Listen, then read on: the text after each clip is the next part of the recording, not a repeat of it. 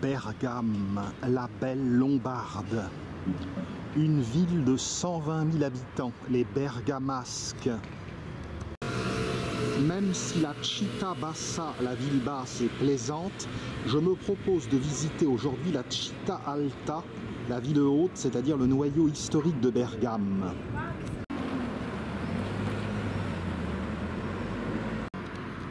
On peut rejoindre la ville haute par un funiculaire que je suis en train de chercher.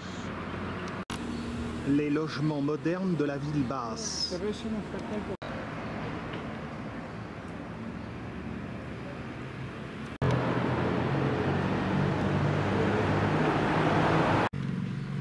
Bergame est l'une des rares villes d'Italie qui conserve encore des remparts.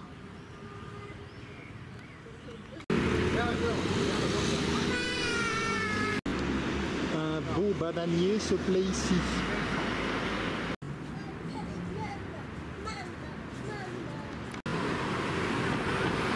Me voici arrivé à bon port.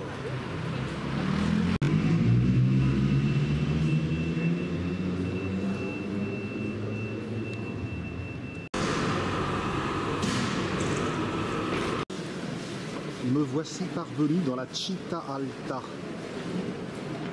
la ville haute. Et il me semble que je commencerai bien par faire un petit tour de rempart. C'est bien organisé. Alors vous voyez, le funiculaire, je l'ai pris là, dans la ville basse. Me voici ici. Et là, à pied, je vais rejoindre ces remparts. Descendons par la rue Saint-Jacques.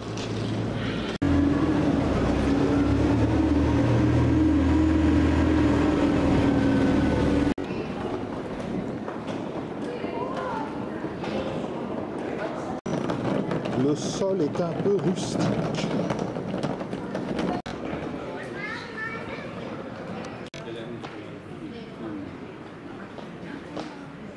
Bergame au début était ligure.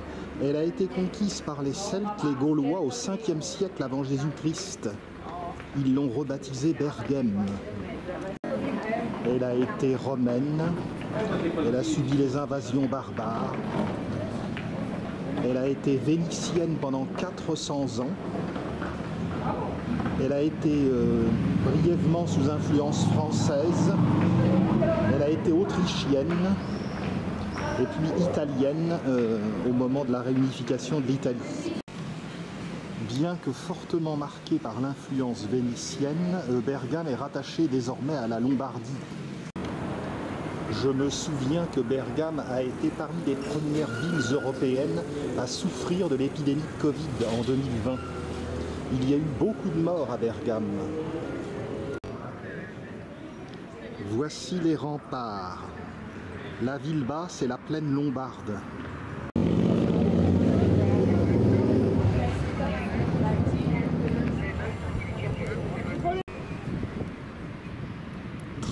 Très belle vue sur la ville basse.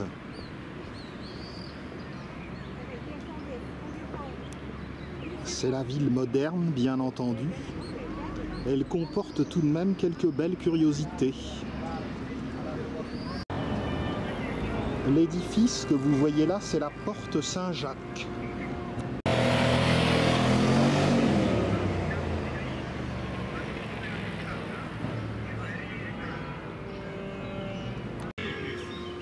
Bergame est sur une butte, enfin la Città Alta est sur une butte au pied des Alpes.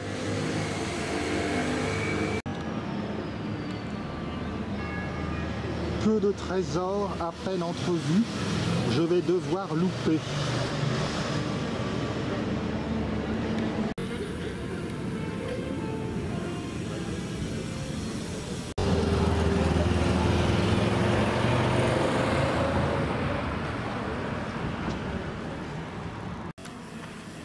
La porte Saint-Jacques. Dirigeons-nous vers l'ouest.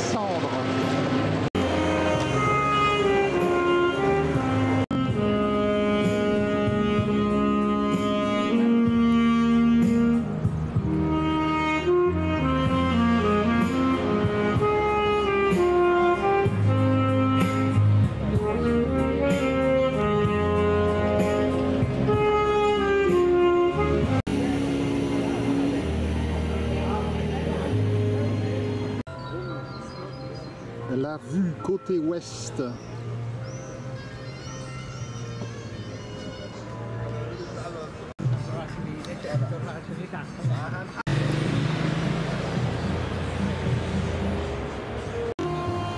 Dans cette direction, Milan.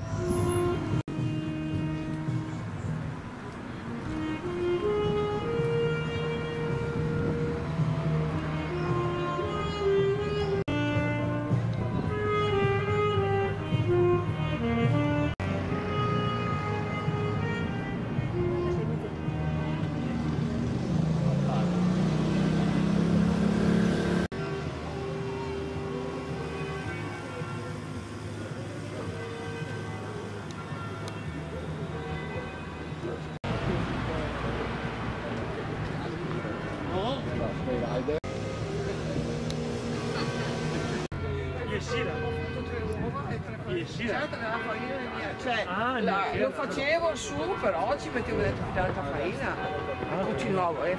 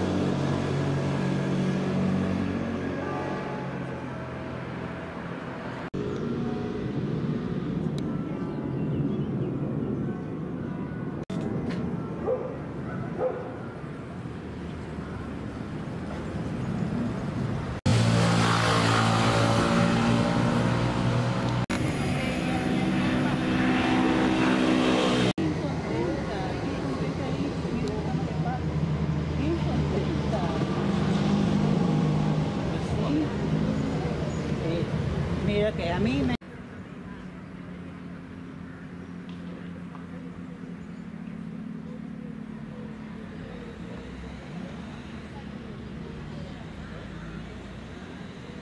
Vraiment un très beau balcon.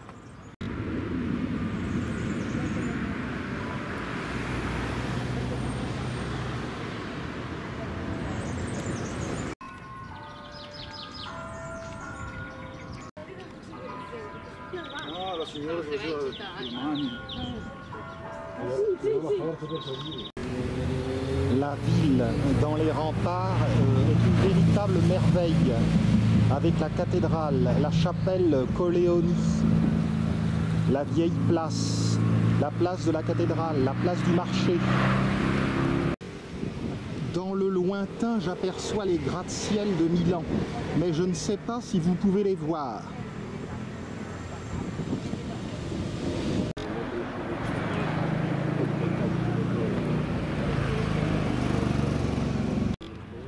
Qu'est-ce que ça doit être beau, la glycine fleurie en avril-mai.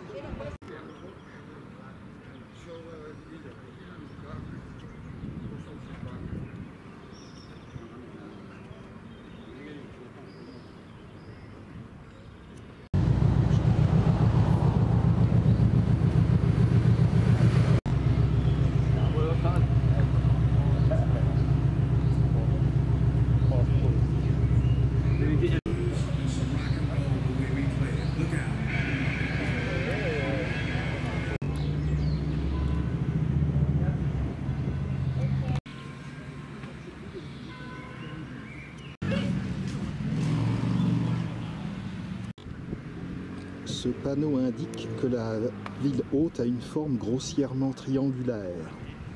Nous sommes partis en bas de la porte Saint-Jacques et nous sommes au point rouge. Comme quoi l'étendue des remparts est grande. On peut voir ici que Bergame est la cité fortifiée la plus occidentale d'un système que Venise avait dressé. À gauche, Peschiera del Garda, puis Palma Nova, et en Croatie il y avait Zadar, en italien Zara, plus bas Šibenik, Sebenico et Kotor Kataro.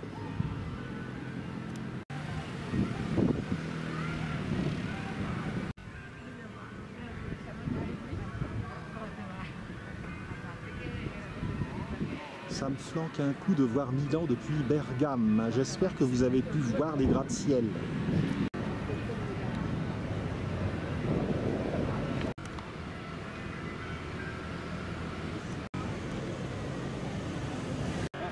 Poursuivons de ce côté. Ce passage est de moindre intérêt.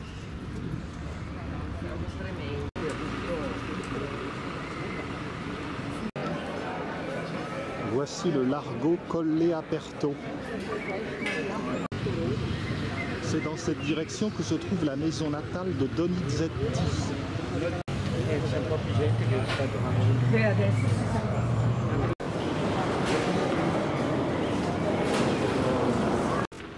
Ici se trouve un second funiculaire dit de San Vigilio qui permet d'aller au château Saint-Vigilio. Ça m'aurait certes plu d'y aller, mais il faut quand même se concentrer sur les curiosités de la ville haute. Ne soyons pas trop ambitieux.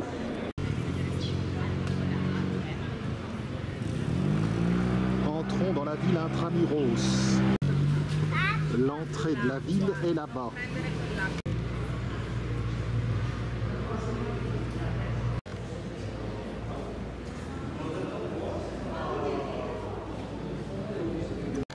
Nous avons pénétré par la citadelle. Cette citadelle date du Moyen-Âge. C'est un héritage des Visconti de 1355. Les Visconti étaient les premiers ducs de Milan avant les Sforza.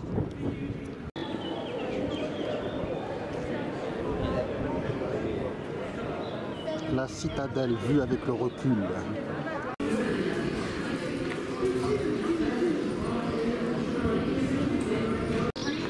Marché au vin, à l'huile d'olive, au miel.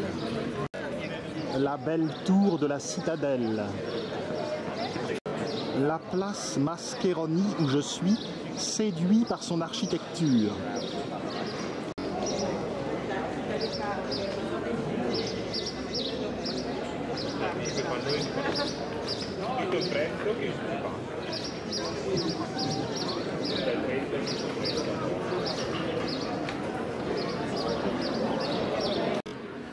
J'ai pris un succulent Aperol Spritz en terrasse avec un apéritivo et c'était un instant bien agréable. La place Lorenzo Mascheroni s'appelle aujourd'hui la place Neuve. Progressons vers le centre. Attendez, entre deux, je crois que je vais peut-être faire une petite pause quand même. Banane, menthe et noisette. Je me sens plein de carburant pour vous faire découvrir Bergame maintenant.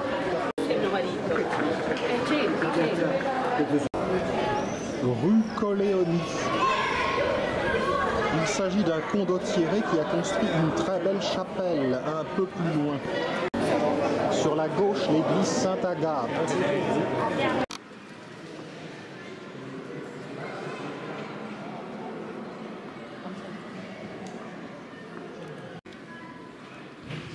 Un peu kitsch. Précisons que cette église ne figure pas dans les guides. Admirez les pilastres en marbre rose.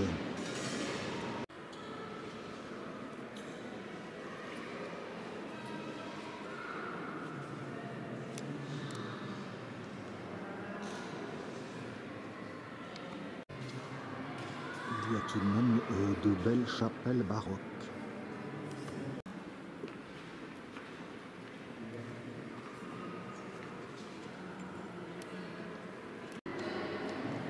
C'est bizarre de finir dans une boîte comme ça.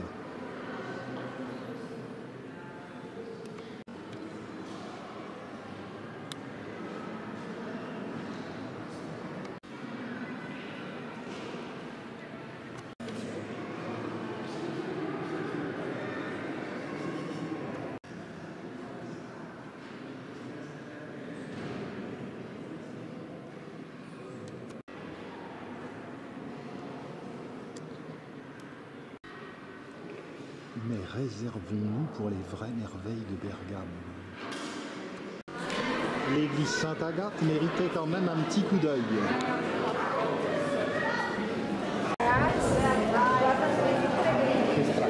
La rue Colleoni est encombrée de touristes et de visiteurs du dimanche.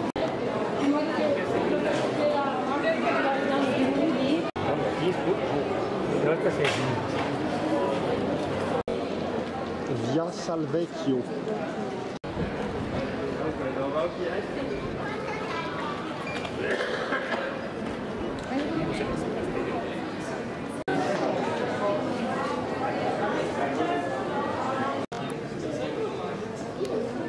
Un beau petit jardin inaccessible.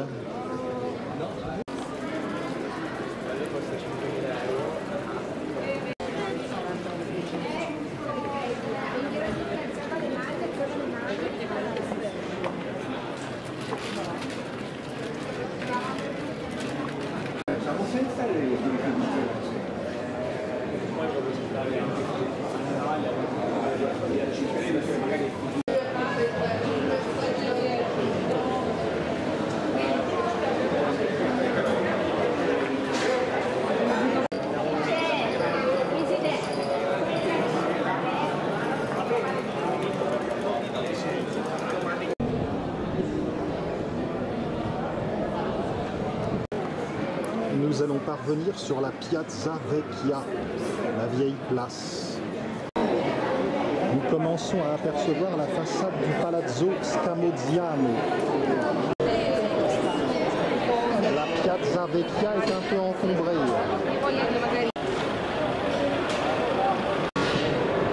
Le Palazzo Scamozziano est également appelé le Palazzo Nuovo, Palais Neuf. On aperçoit la chapelle Colleoni qui est sur la place de la cathédrale.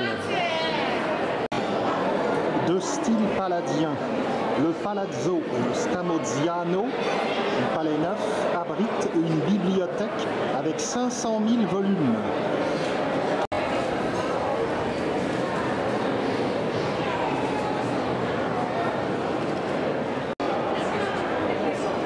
Piazza Vecchia. Au centre de la place, il y a une fontaine, offerte en 1780 par le doge de Venise, Contarini.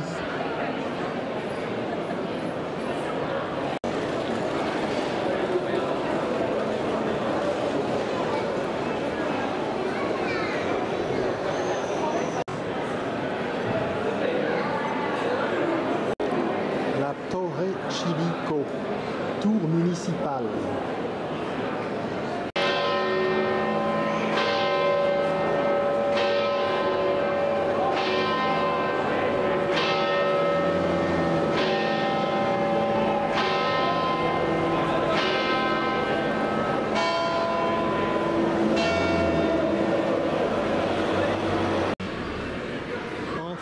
Palais Neuf où je me trouve le Palais de la Raison.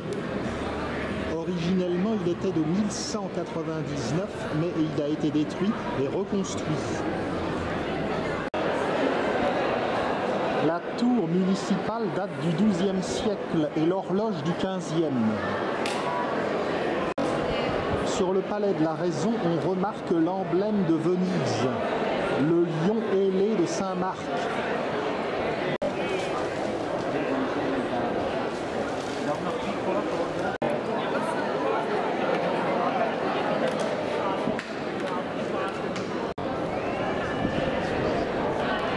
Palazzo Scamozziano.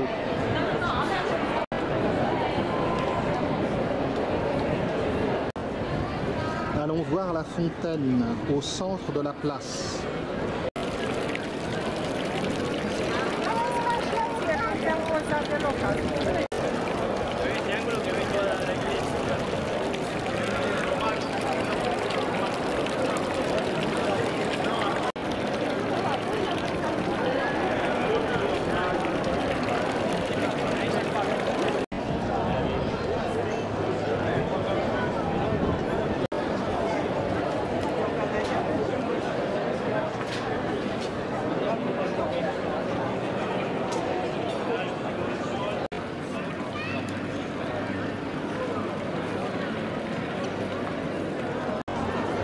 Le palais de la Raison fait la jonction entre la vieille place et la place de la cathédrale.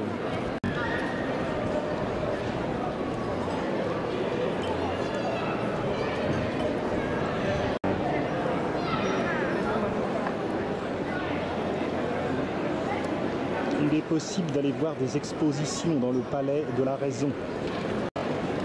On aperçoit le baptistère.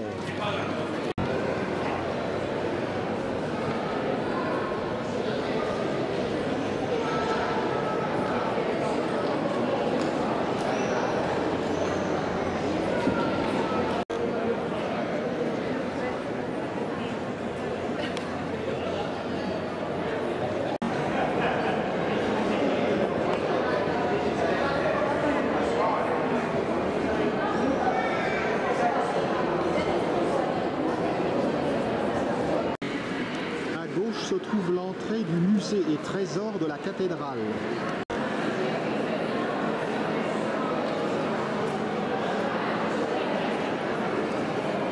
Allons voir les merveilles de la place du Duomo.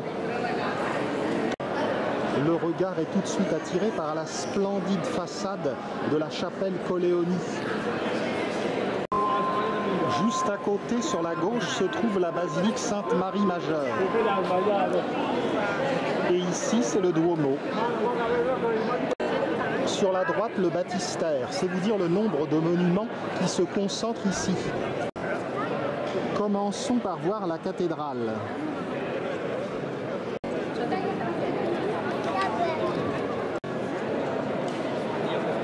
La Piazza del Duomo est le centre du pouvoir religieux de Bergame, alors que la Piazza Vecchia est le centre du pouvoir politique. Le Duomo est consacré à Sant'Alessandro. Une forte odeur d'encens flotte dans l'atmosphère. L'édifice actuel de la cathédrale remplace un ancien qui datait du 5e siècle et qui glorifiait Saint Vincent. On a détruit l'édifice originel et à partir de 1459, on a commencé à construire celui-ci. Et comme vous voyez, ça ne ressemble pas du tout à un édifice du Moyen-Âge. En fait, il a été terminé au 19e siècle. La vue est éblouissante sur le baptistère que vous voyez là-bas, à droite, mais également sur la chapelle Colleoni et la basilique Sainte-Marie Majeure. L'intérieur de la cathédrale de Bergame.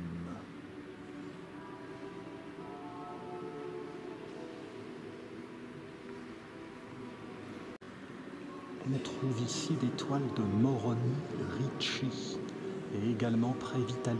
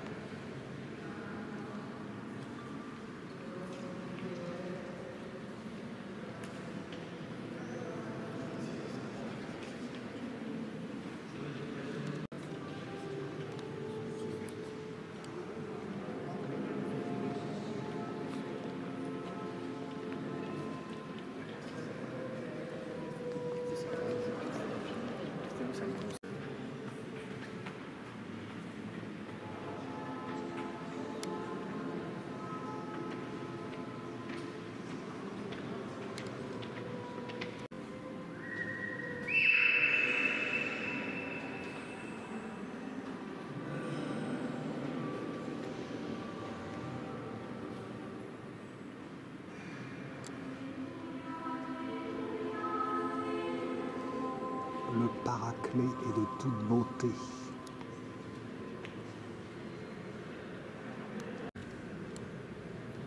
Les orgues sont réalisés avec cette finesse d'exécution qu'on ne voit qu'en Italie bientôt.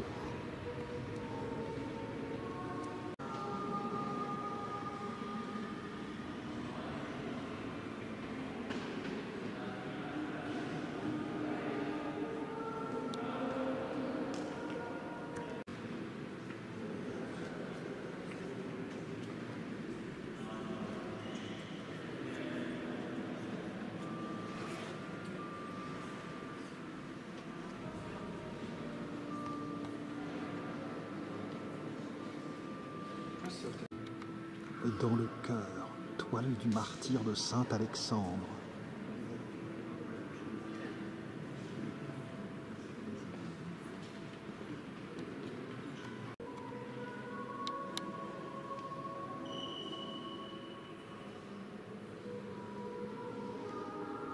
Le chœur date de 1698. Remarquez les époustouflantes stalles.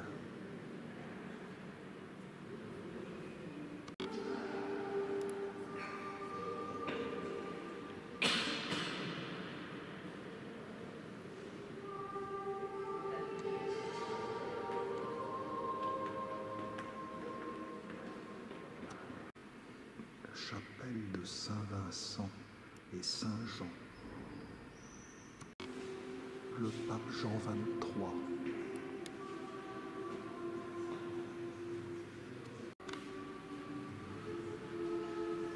La couronne papale.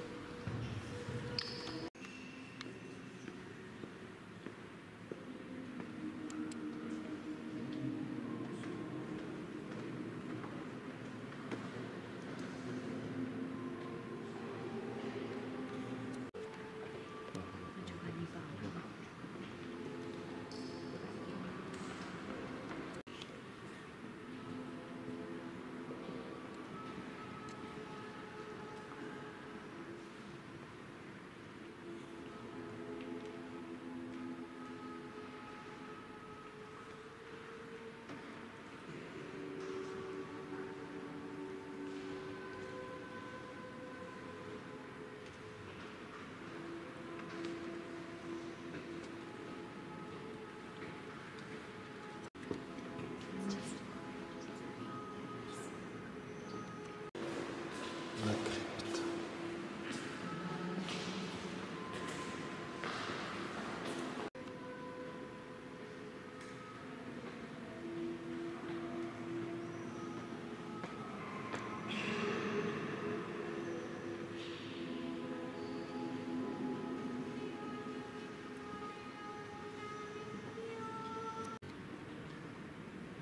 Cette cathédrale n'a même pas une étoile dans le guide Michelin. C'est vous dire comment doivent être les autres.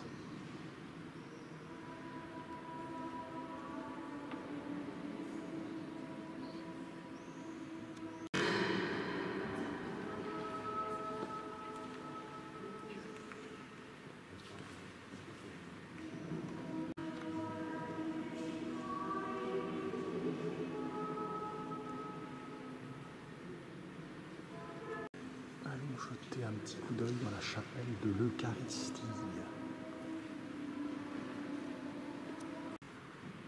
Statue de San Carlo Borromeo. Les Borromei, notamment, sont à l'origine de la réalisation des beaux bâtiments sur les îles du même nom, sur le lac Majeur.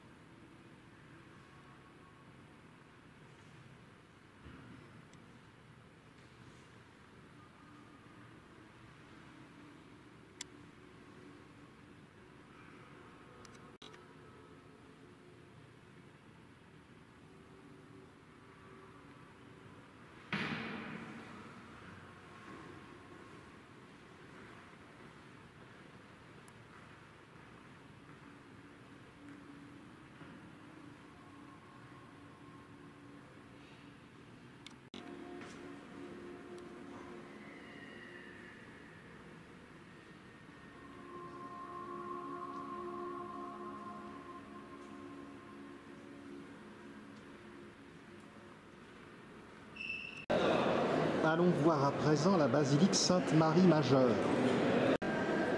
La basilique s'intégrait autrefois dans le palais épiscopal. Elle date du XIIe siècle à l'origine.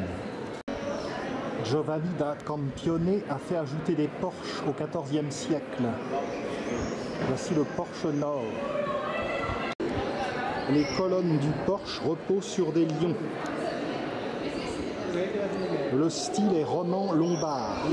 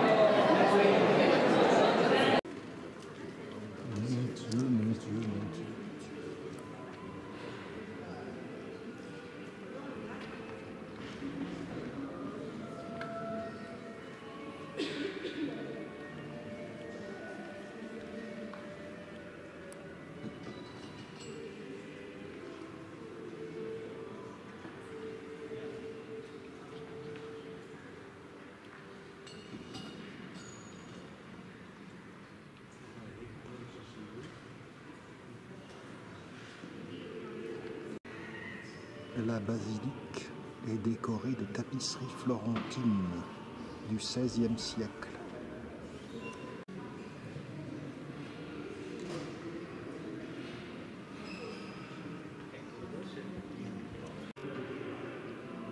C'est inouï.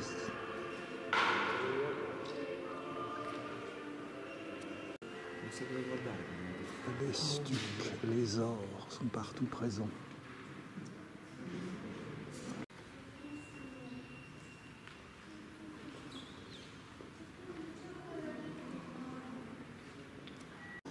Regardez bien, je n'ai jamais vu ça. Je n'ai jamais vu un confessionnal pareil.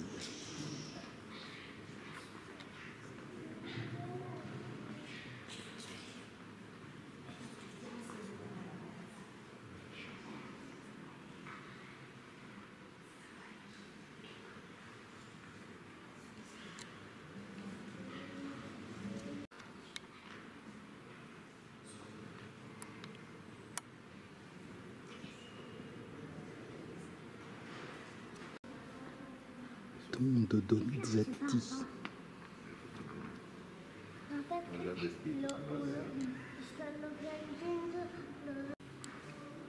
La tapisserie au fond de la nef est une tapisserie flamande, tissée à Anvers. N'est-ce pas logique? La Flandre n'est-elle pas une Italie descendant l'Escaut?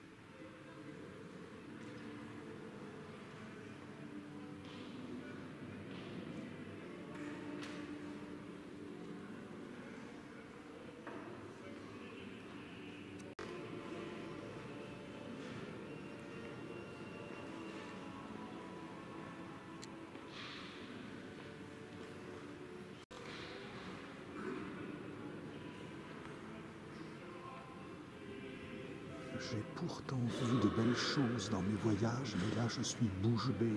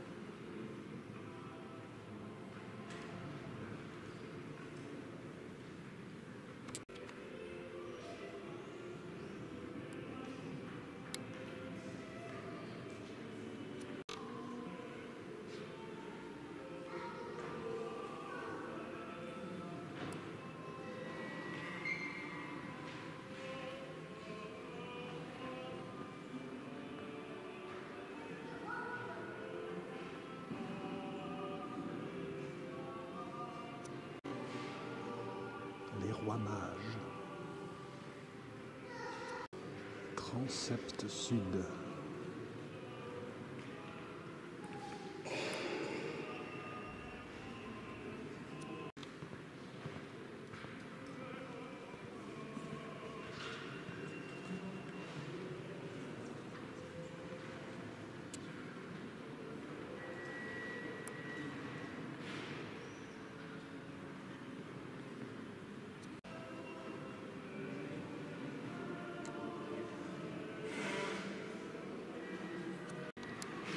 Même la tribune de l'orgue est recouverte par des tapisseries.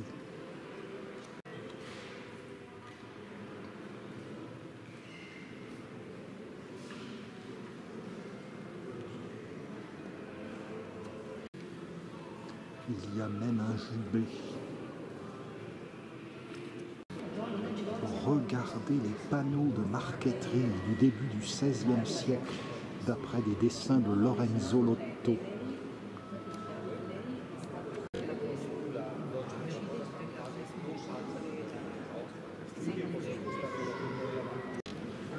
Une fresque plus ancienne avec une scène.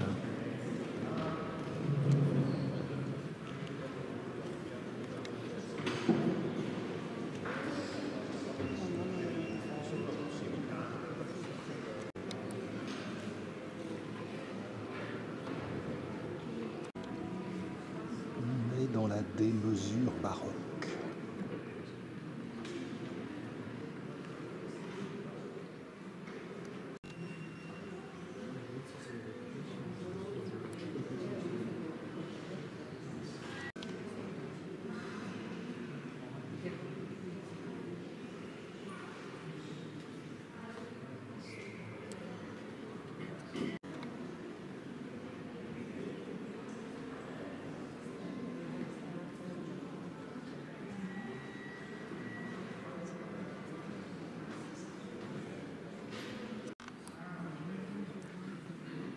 Les stalles inimaginables.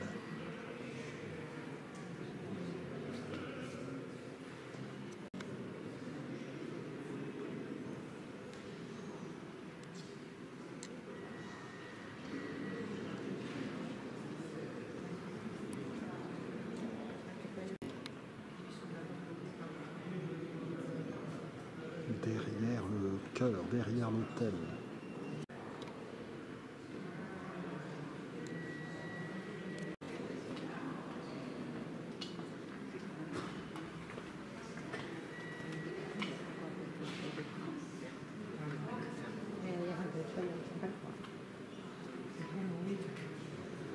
Ce n'est même pas peint, c'est taillé sur bois.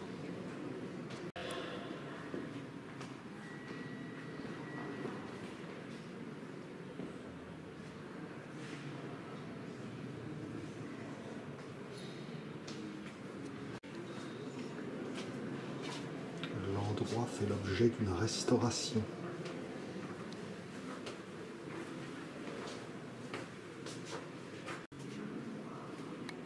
Così con la luce non viene bene.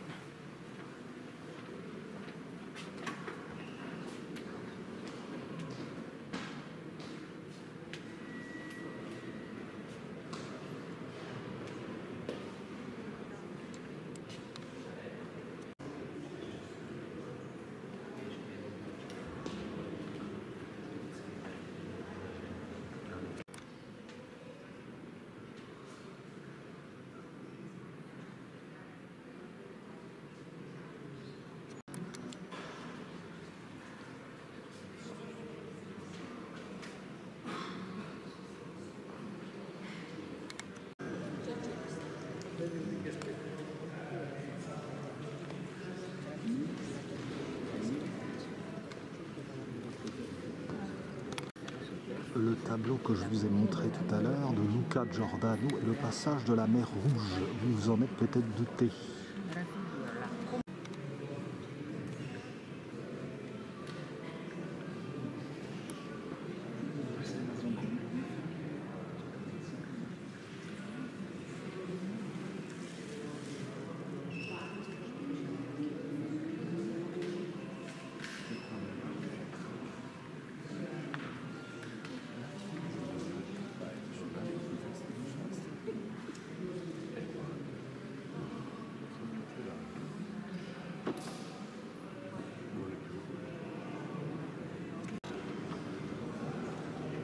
peut que se demander quel architecte de génie a pu organiser cet ensemble.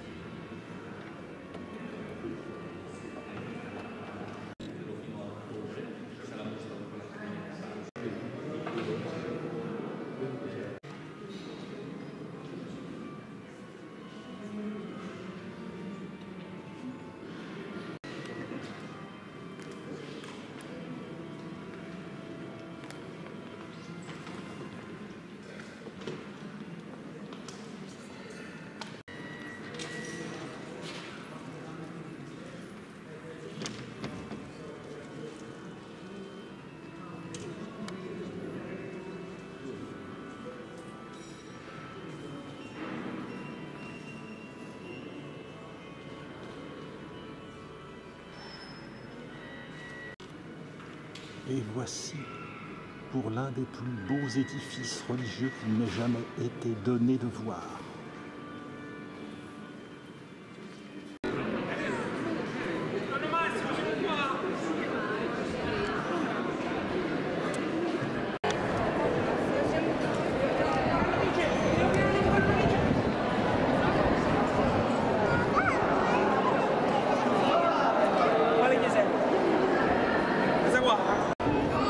Le baptistère. Le baptistère original se trouvait à un autre emplacement. Conçu en 1340 par Giacomo da Campione, il se trouvait au fond de la nef de la basilique de Santa Maria Maggiore, près de la tapisserie d'Anvers si vous voulez. Mais il était jugé trop encombrant. Alors il fut détruit en 1660 et replacé ici en 1898.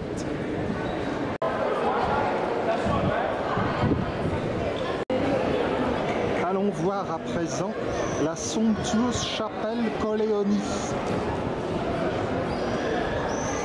Elle est due à l'architecte de la Chartreuse de Pavie, c'est dire.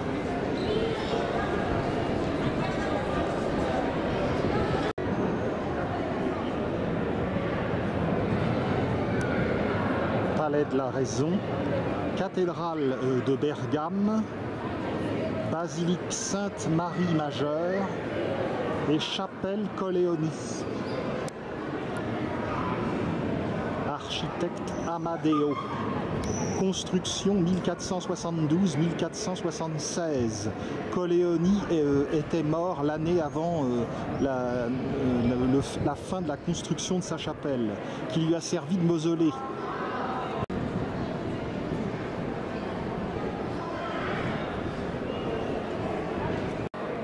Colleoni 1400-1475 était un condottiere, une sorte de militaire aventurier, seigneur de Bergame. La chapelle Colleoni a été construite à l'emplacement de la sacristie de la basilique Sainte-Marie Majeure.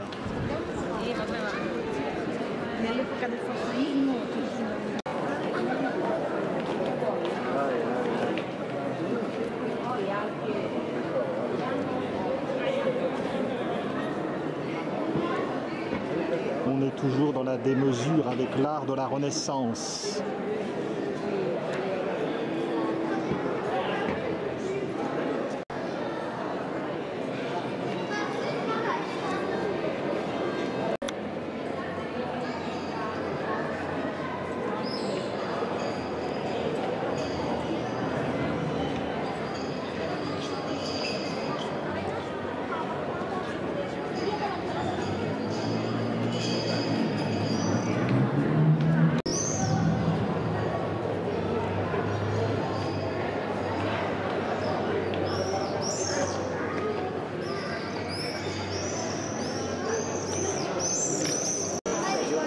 Malheureusement, interdiction de filmer l'intérieur de la chapelle Colleoni, c'est une propriété privée. L'intérieur est en effet somptueux. Je suis peiné qu'on n'ait pas le droit de filmer les deux mausolées. Il y a en effet également celui de la fille du condottiero.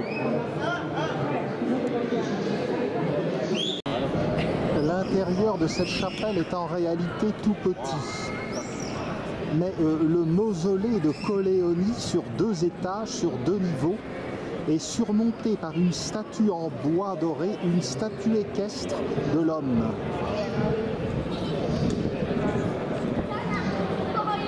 Un luxe inouï. À présent, j'ai vu les curiosités essentielles de Bergame. Déambulons un peu au hasard dans les rues de la vieille ville.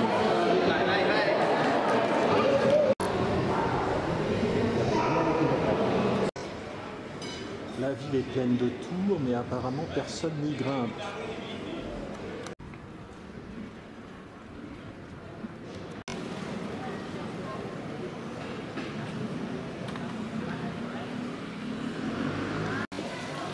Un beau lavoir dans cet endroit.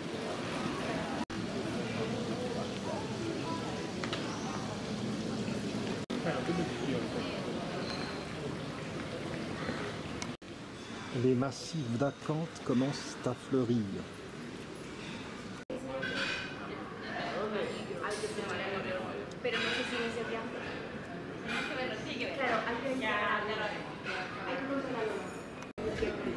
Une sorte de petite halle.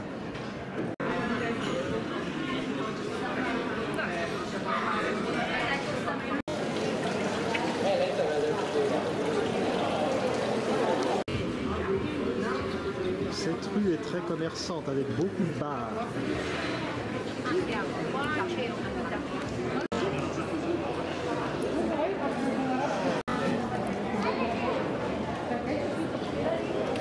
La piazza di Mercato delle Scarpe est très proche du funiculaire. En fait, voici l'entrée du funiculaire. C'est sur la place. La station supérieure du funiculaire.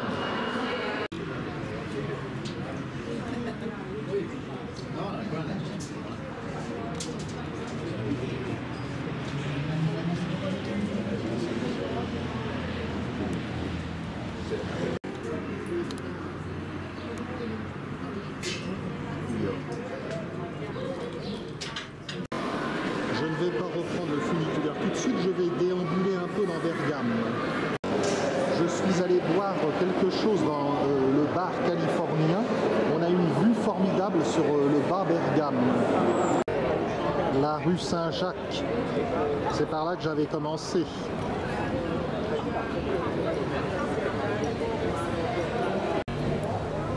Empruntons ce chemin vers la Rocca.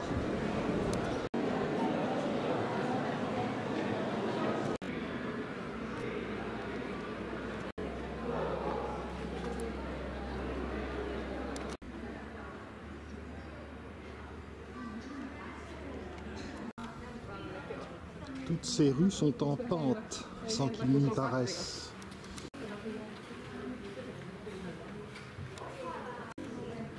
Du jasmin, ça ressemble plus à un ton des soupirs de volupté.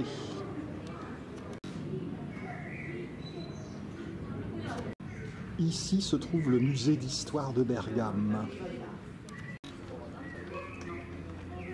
Ce musée est dans la Rocca.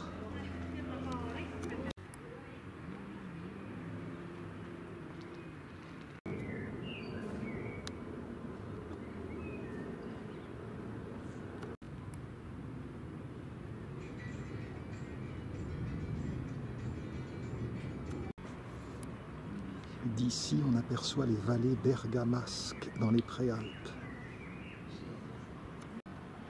Comme on le voit, la ville basse accueille également de nombreuses églises.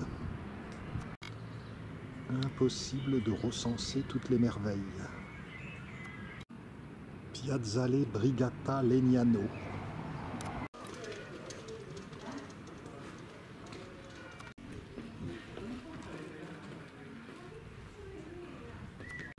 Je redescends vers les artères commerçantes.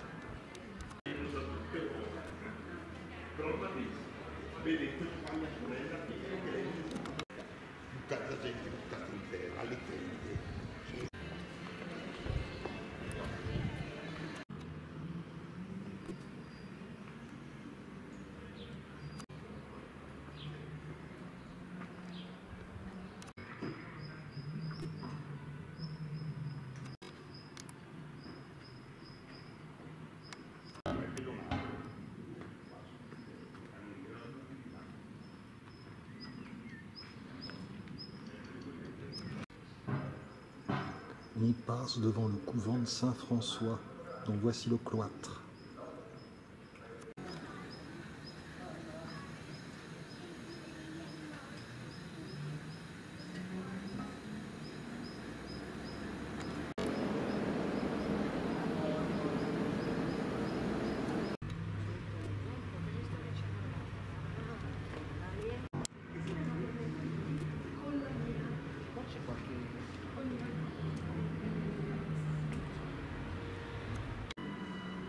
L'ouverture d'une demeure.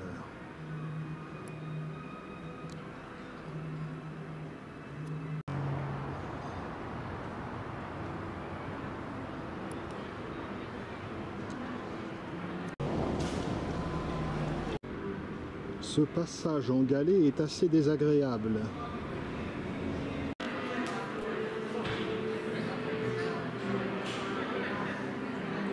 L'Italie.